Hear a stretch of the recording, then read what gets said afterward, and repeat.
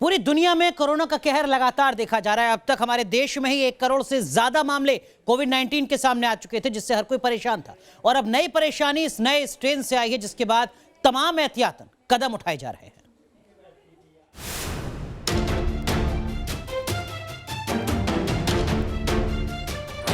क्या कोरोना के नए स्ट्रेन पर जल्द काबू पा लेगी दुनिया? क्या वुहान वायरस की तरह कोरोना के नए स्ट्रेन से हाहाकार मचेगा? B117 ये वही नया वायरस है जिसकी वजह से पूरी दुनिया में हड़कंप मचा हुआ है। ब्रिटेन में कोरोना का नया स्ट्रेन मिला है।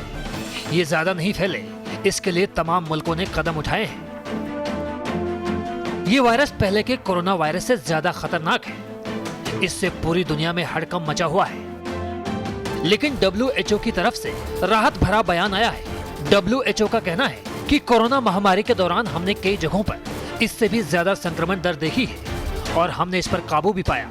इस तरह देखा जाए तो स्थिति नियंत्रण से बाहर नहीं है, मगर इसे बिना कुछ कदम उठाए ऐसे ही छोड़ा नहीं जा सकता।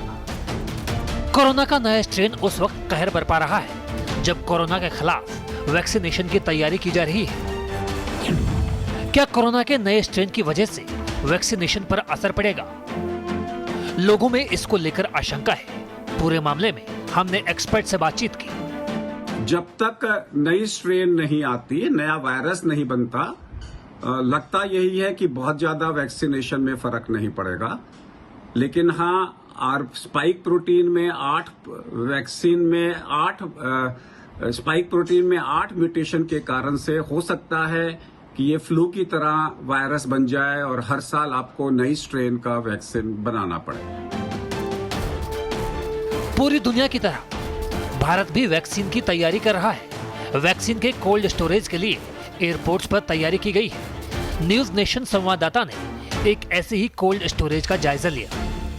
वैक्सीन बनकर तो तैयार हो रही है, लेकिन तमाम जगहों पर अब सवाल यही खड़ा हो रहा है कि उसका रखरखाव किस तरह से होगा, डिलीवरी किस तरह की होगी। ग्राउंड जीरो रिपोर्ट हम आपको दिखा रहे हैं कि किस तरह से टर्मिनल 2 पे इंतजाम किए गए इंदिरा गांधी एयरपोर्ट पे जो कार्गो सेक्शन है उसमें वैक्सीन को किस तरह से रखा जाएगा, किस तरह से उसको प्रिक्योर करके और उसको यहाँ से मूव कराया जाएगा।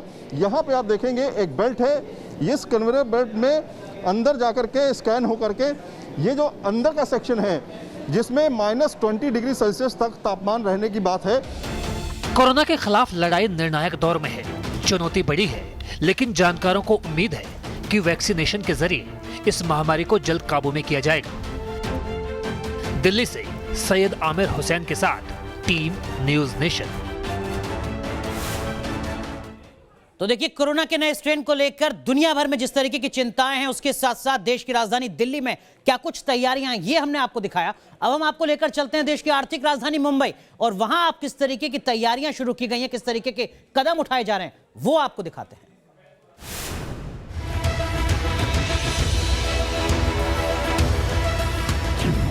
मुंबई में फिर 14 दिन का क्वारंटीन। विदेश से आने वालों को क्वारंटीन होना जरूरी। बिना मास्क के घूमने वालों की खैर नहीं। ब्रिटेन में कोरोना का नया स्ट्रेन मिलने के बाद BMC भी एक्शन में आ गई है और इस महामारी से निपटने के लिए एक बार फिर सख्त दिशा निर्देश जारी किए गए, जिसके मुताबिक ब्रिटेन समेत यूरोपीय देशों से आने वालों को 14 दिन का क्वारंटीन होना पड़ेगा। तो साथ ही मिडिल ईस्ट से आने वाले यात्रियों को भी 14 दिन क्वारंटीन होना जरूरी कर दिया गया है। इस वक्त हम मुंबई अंतर्राष्ट्रीय हवाई अड्डे पर हैं, जहां पर BMC के गाइडलाइंस को अभी से फॉलो किया जा रहा है। क्या है BMC का गाइडलाइंस, आपको बताते हैं। सिर्फ ब्रिटेन से ही नहीं, बल्कि यूरोपियन देशों से या फिर मिडिल ईस्ट देशों से जो भी यात्री मुंबई अंतर्राष्ट्रीय हवाई अड्डे पर आएंगे, उन्हें सीधे यहाँ से होटल क्वारंटीन के लिए भेजा जाएगा। और सबसे अहम बात, जो भी खर्च इस दौरान आने वाला है, चाहे वो होटल क्वारंटीन का खर्च हो, चाहे वो RT-PCR टेस्ट का खर्च हो, वो खर्च यात्रियों को खुद ही उठाना पड़ेगा। वहीं BMC ने ऐसे लोगों पर सख्ती शुरू कर दी है जो मुंबई में बिना मास्क पहने घूमते दिख रहे हैं। इसके लिए BMC ने एक दस्ता बनाया है जिसका नाम बिना मास्क कार्रवाई पथक दिया गया है। ये तस्वीरें मरीन ड्राइव की है। यहाँ BMC के इस दस्ते ने ऐसे लोगों पर कार्रवाई की जो बिना मास्क पहने नजर आए।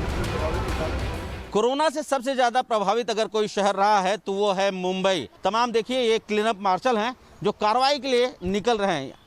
ये वो लोग हैं जो सोशल डिस्टेंसिंग या मास्क बिना पहने हुए लोगों पर कार्रवाई करेंगे। मैं ज़रा देखना चाहूँगा पीछे, ये पथक जो है वो बनाया गया है ताकि जो बिना मास्क के लोग हैं उनके ऊपर कार्रवाई की जा सके।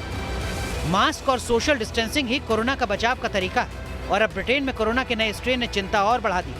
इसीलिए जब तक दवाई नहीं तब तक ढिलाई नहीं। मुंबई से पंकज मिश्रा और शैलेंद्र सिंह के साथ टीम न्यूज नेशन। चलिए अब बात करते हैं जम्मू कश्मीर की डीडीसी चुनाव के नतीजों की, क्योंकि आज जो नतीजे सामने आए उनका मतलब बहुत ज्यादा है। अलगाववादी और आतंकवाद को नकारने के लिहाज से, भारतीय जनता पार्टी की श्रीनगर में बढ़ती राजनीतिक जमीन के लिहाज से। जम्मू कश्मीर में डीडीसी चुनाव के नतीजे बताने के लिए काफी हैं कि कश्मीर की फिजा किस तरह बदल चुकी है। लेकिन डीडीसी चुनाव में भारतीय जनता पार्टी ने कमल खिला दिया है। कश्मीर के लोग अमन और विकास चाहते हैं। वो आतंकवाद से ऊब चुके हैं और उनका यकीन केंद्र सरकार पर बढ़ चुका है। कुछ यही संदेश है जम्मू कश्मीर की आवाम का, जिन्होंने डीडीसी चुनाव में अपना फैसला सुना दिया है। जम्मू कश्मीर में कुल 280 सीटों पर 8 चरण में मतदान कराया गया था, जिसमें 2178 उम्मीदवारों ने किस्मत आजमाई। खास बात यह है कि कश्मीर से धारा 370 हटने के बाद ये पहला चुनाव है जिस पर पूरी दुनिया की निगाहें थीं। बीजेपी ने भी इस चुनाव में पूरा जोर लगाया है, जिसके नतीजे चौंकाने वाले आए हैं। जम्मू में बीजेपी को भारी बढ़त मिली है, तो वहीं घाटी में बीजेपी ने अच्छा प्रदर्शन किया है। हमारे साथ इस वक्त बीजेपी के वो डीडीसी कैंडिडेट है जिन्होंने खाता खोला है बीजेपी का श्रीनगर में।